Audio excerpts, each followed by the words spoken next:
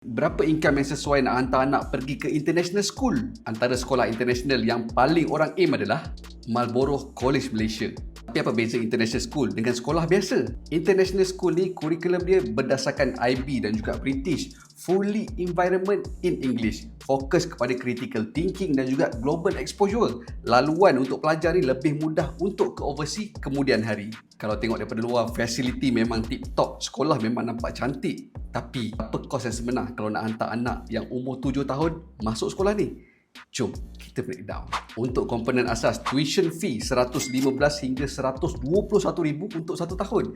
Application fee pula RM7,000. Deposit refundable RM38,000. Untuk book dan juga resources RM3,000. Uniform kena bajetkan RM1,500. Total up yuran asas untuk first year lebih kurang RM170,000. Marlborough College Malaysia ni antara international school yang paling elite dekat Malaysia.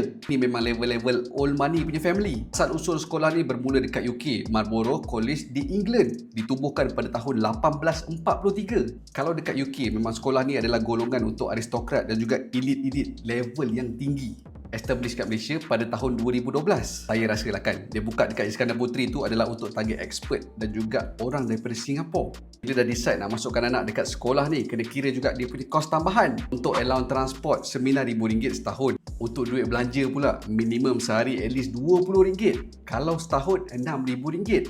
Untuk field trip, kita bajetkan setahun RM5,000. Untuk extra class macam kelas muzik ke, dekat sini kena prepare juga RM5,000 ke RM7,000 satu tahun. Total up kos tambahan RM25,000 tak lari.